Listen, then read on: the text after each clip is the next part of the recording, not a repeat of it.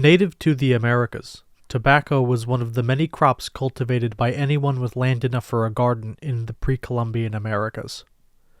Sacred to the peoples of the New World, the peoples of the Old World were immediately enamored with the plant for its calming and revitalizing properties. Today, the world produces 5.75 million metric tons of tobacco, with China cultivating by far the majority of tobacco. But once tobacco was a jealously guarded crop only for the wealthy, and the lifeblood of Virginia.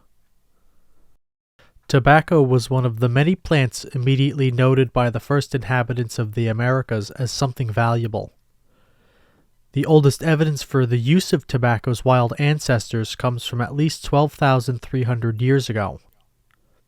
All tobaccos come from the genus Nicotiana. The specific species of tobacco that most people consume is Nicotiana tabacum, a hybrid primarily between Nicotiana sylvestris, South American woodland tobacco, native to the Argentinian and Bolivian Andes, and Nicotiana tomentosiformis, the ornamental Bolivian rose, native to the Yungas Valley region. A few other species, namely Nicotiana rustica, strong tobacco, and the wild Nicotiana attenuata, or coyote tobacco, are consumed by humans, though the strong tobacco was more useful for production of nicotine-based pesticides due to its high nicotine content and rather harsh flavor. That said, there are many members of the genus native not just to the Americas, but Africa, Australia, and scattered throughout the South Pacific. Though many of them are cultivated as ornamentals, the king of tobacco by value and number of plants is Nicotiana tabacum. The genus Nicotiana is in the family Solanaceae, or nightshades, along with other major crops such as tomatoes, potatoes, and peppers. Tobacco originates from the South American agricultural center of Bolivia, Ecuador, and Peru, centered around the middle altitudes of the Andes Mountains. The oldest known civilization in the region was Caracal Supe, founded some 4,000 years ago, in what is today the arid department of Ancash in Peru. The Caracal Supe civilization was superseded after the advent of ceramics by the Chavin culture, around 900 BC, who made advancements in agriculture, llama domestication, and metallurgy. The cultivation of cotton, potatoes, and corn, as well likely tobacco, was practiced here, though it isn't known specifically how trade worked in the ancient Americas. My guess is that all these crops ended up first in the rich cities of Mesoamerica, before spreading continent-wide. While the specific how isn't known, it is known that tobacco was found wherever Native Americans were, from Tierra del Fuego to the Pacific Northwest and the deep forests of the East Coast. The oldest physical evidence for tobacco use doesn't come out of South America, but North America, on the grounds of Hill Air Force Base, on the Great Salt Lake in Ogden, Utah. The discovery of a hearth, waterfowl bones, and willow seeds indicates that Utah's Great Basin was once full of marshland, but also discovered in the dig were coyote tobacco seeds, 9,000 years older than the previously oldest discovered tobacco seeds. It's not hard to miss tobacco seeds as they are very small, smaller than poppy seeds. The fact that they were discovered in the hearth is significant. Spear points also found at the site are associated with the Clovis culture of hunter-gatherers, dominant in North America during the end of the Younger Dryas Ice Age. When Columbus arrived in the Caribbean, he found the Taino people, descendants of ceramic-making farmers from South America. The Taino were relatively unique in their enjoyment of tobacco, though seeing how some of the most sought-after tobaccos come from the Caribbean, it's easy to see how a culture of prolific tobacco use could develop. The Taino would smoke loosely tied together proto-cigars, and out of large wooden pipes, while also using reeds to inhale through the nose finely ground tobacco snuff. The practice quickly found a home among the conquistadors, though it took until 1528 before the people of Spain took notice of what was initially just cultivated as a New World ornamental curiosity for the gardens of the rich. By 1530, the Spanish had harvested their first crop on the island of Santo Domingo, in the modern Dominican Republic. Diego Columbus, Christopher's son, notes a wealthy tobacco merchant in Lisbon in his will, executed upon his death in 1533. The expansion of tobacco was much faster than the majority of other crops from the New World, perhaps with the exception of chocolate. In 1560, Jean Nicot, the French ambassador to Portugal, acquired tobacco leaf and seed samples for the Queen Mother, Catherine de' Medici, as well as large quantities of snuff for the court. Nicot became a celebrity for this introduction to the French court. Nicot's snuff was a favorite of the young and sickly Francis II. The tobacco genus, Nicotiana, was named in his honor. He was also given lordship of Villemain, near Brie-Comte-Robert, immediately southeast of Paris, a testament to the court's appreciation. The naval commander and privateer Sir John Hawkins was the first to bring tobacco seeds to England in 1573, but it wasn't until John Rolfe began cultivating tobacco in the fledgling colony of Virginia did England have a reliable supply that didn't fund their Spanish enemies. The colony of Virginia was initially an ill-conceived venture. The first settlers were there seeking gold. The ships that dropped them off, Susan Constant, returned to England laden with their spoils, iron pyrite, fool's gold. The settlers were neither equipped nor supplied for the endeavor they would be forced to embark on. Anticipating a gold rush-style boomtown, craftsmen came on the second supply mission and managed to produce some goods for sale in England, but it simply was not anywhere enough to justify the cost of the expedition. The people of Jamestown starved, even resorting to cannibalism. John Rolfe managed to acquire sweet Trinidadian tobacco seed, harvesting his first crop in 1611. The next year he set up Varina Plantation, some 30 miles up the James River from Jamestown, and much closer to the modern city of Richmond. Rolfe marketed his Virginia-grown tobacco as Orinoco tobacco, in homage to Sir Walter Raleigh, and his attempt to create an English settlement on the Orinoco River in modern-day Venezuela. Raleigh was a superstar during the reign of Queen Elizabeth and tobacco fanatic. To this day, Sir Walter Raleigh's visage and name adorn a very popular brand of loose pipe tobacco. Little else besides tobacco grew in the low, marshy terrain along the James River, and Rolfe didn't hoard this crop, quite the opposite. In the beginning, he forced anyone with a spare plot of tillable soil to grow tobacco, a move which is sometimes credited with saving the colony. The practice blossomed from there. The first crop Varina produced amounted to 4 barrels, or a little shy of 300 pounds by my estimate. By 1616, that had increased to almost 3,000 pounds, increasing again in 1618 to just shy of 50,000 pounds. Virginia was quickly becoming a monocrop economy. King James attempted to encourage the growth of other crops in the colony, but none took like tobacco. The colonists became reliant on food grown by the Powhatans, whose suspicion of the Europeans deepened after their subjugation in 1610, growing into disdain by the 1620s. In 1622, Opechancanough, principal chief of the Powhatan Confederacy, organized a punitive sneak attack on the colonists. Fully 1/4 of the Virginia colony's population was killed, including John Rolfe himself. Unfortunately for the Powhatan, the English nobility had a vested interest in the continued prosperity of Virginia, and the Powhatan had just damaged the supply of tobacco into England. Inextricably linked to the development of the tobacco economy was the importation of Africans, first as indentured servants, but in 1640 with the legal enslavement of John Punch to planter and House of Burgess member Hugh Gwynn, legal precedent began to be set for the open enslavement of Africans.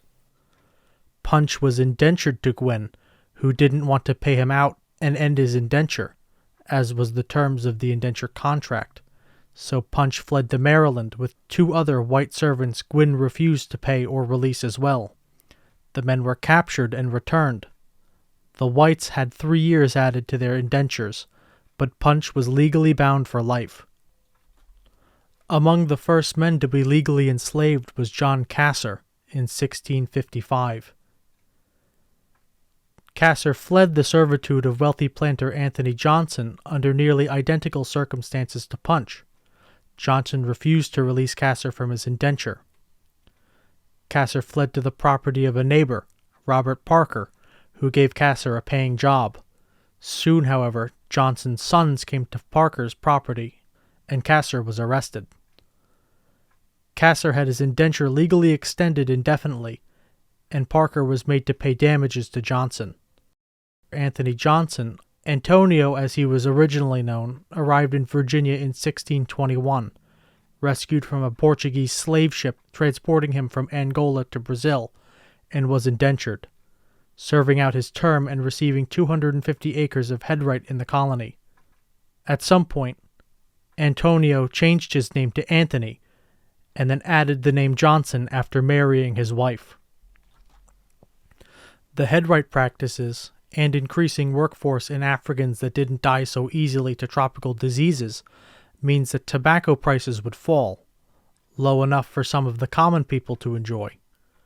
Unfortunately for them, King James was opposed to tobacco use and starting in 1604 began a personal campaign to discourage tobacco use, particularly smoking in Britain.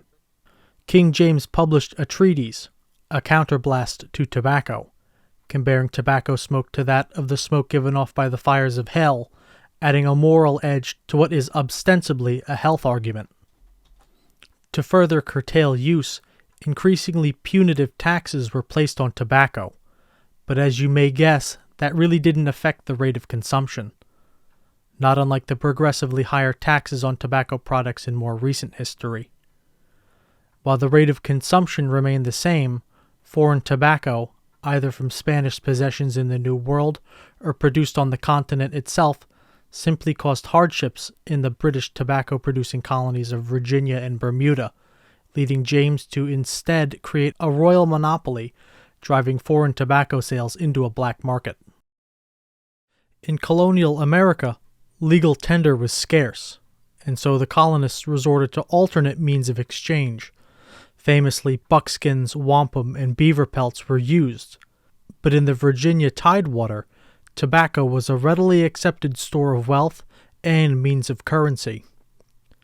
Properly stored, a barrel of tobacco could easily keep long enough for a ship captain to find a buyer in Europe or further abroad, or use for barter with people that had little use for gold and silver. The quality of a planter's crop was also important in colonial society. Having a superior product was often associated with the character of a man and his family. Also, higher grades of tobacco meant that less was needed to pay the tax, thus leaving more profit in the planter's pocket. The lack of currency increased its intrinsic value in the colonies. Planters paid their taxes in tobacco or by other means, but almost never in hard coinage. Tobacco's use as a currency was flawed, however, as a large planter attempting to liquidate his tobacco assets could cause the market to be flooded, driving down the price of tobacco, thus making things harder for other planters. This inherent instability was never remedied under royal rule. Despite the strict quality control on tobacco, planters would doctor their shipments, adding leaves, dirt, and other hard-to-detect but weighty substances to the tobacco to fudge the price. As time went on, tobacco's effect on the soil became noticeable. Though the plant could survive and even do well in poor soils, the best tobacco was grown in rich soils. After a few harvests, a tobacco crop could completely deplete a soil of its nutrients, particularly nitrogen and potassium, causing fields that once produced the highest quality of leaf to produce the lowest. Average tobacco prices steadily dropped during the first half of the 17th century, and in turn planters turned to lower price but more stable food crops primarily for the domestic market, as those seeking tobacco for profit looked west for better soils. Things took a turn in the 1750s. The majority of planter households operated on debt to English banks, and paid their loans back in tobacco profits. By 1753, export prices in Virginia soared before crashing due to the 7 Years' War, and American European exports were hampered by privateers and the inability to trade in enemy ports. After the war, many planters, including George Washington and Thomas Jefferson, among others, struggled to keep their households solvent. When taxes were instated to pay for the American theater of the 7 Years' War, many saw it as the crown kicking them while they were down. The growing grain export market, not only in Virginia but across the 13 colonies, would buoy the faltering planter households and strengthen the ideas of freedom in the colonies. Tobacco fell by the wayside during the Revolution, as soil exhaustion, in combination with market factors such as the British export market closing due to the war, competition from elsewhere for the continental market, and a stagnant domestic market allowed for King Cotton to take tobacco's throne as the premier cash crop. Though tobacco would never again regain its spot in the markets, it would remain a valuable commodity. Tobacco chewing was a near ubiquitous habit in the late 18th and most of the 19th century. During the Civil War, soldiers from the Union would meet their Confederate counterparts in secret to trade. The South, after the start of the war, was under a severe blockade, the Union Navy preventing all but the smallest amounts of smuggled goods into the South. Likewise, the cheap Southern tobacco the North came to enjoy was cut off. In secret, Union soldiers would trade tea, chocolate, but most prized of all was coffee, for the tobacco that had become a luxury in the North. After the end of the war, the flow of tobacco resumed to the North, but soon a growing disgust for the constant brown spitting and increased recognition of tobacco's cancer-causing properties emerged. While people had always smoked tobacco, be it in pipes or cigars, the cigarette as we know it wasn't really possible with the heavy smoke produced by tobacco at the time. In 1864, near Higginsport in southwest Ohio, on the farm of Civil War veteran Frederick Kautz, George Webb and Joseph Four discovered a new kind of tobacco. The white burley variety of tobacco is unique from the previous strains of N. tabacum. Burley was much lighter than the previously cultivated strains and imparted a far less harsh smoke. By the next year, Higginsport was producing 20,000 pounds of the new tobacco. Though cigarettes weren't new by the discovery of burley tobacco, previous lighter Balkan and Turkish tobaccos were favored, cigarette smokers discovered that the light burley was ideal for the practice. The first patent for a cigarette-making machine was filed by Juan Adorno, a Mexican-born engineer, in 1847. But due to demand, hand-rolling was more economical until burley broadened the cigarette's popularity. Virginia-born James A. Bonsack invented an improved cigarette machine. Bonsack began developing the machine in 1875 in response to the Allen and Ginter Tobacco Company offering a prize of $75,000 to anyone who could invent an efficient cigarette machine. Bonsack presented his machine to Allen and Ginter in 1880, but, unwilling to part with the equivalent of $2.25 million today, Allen and Ginter rebuffed Bonsack with the excuse that their customers wouldn't want a machine-rolled cigarette.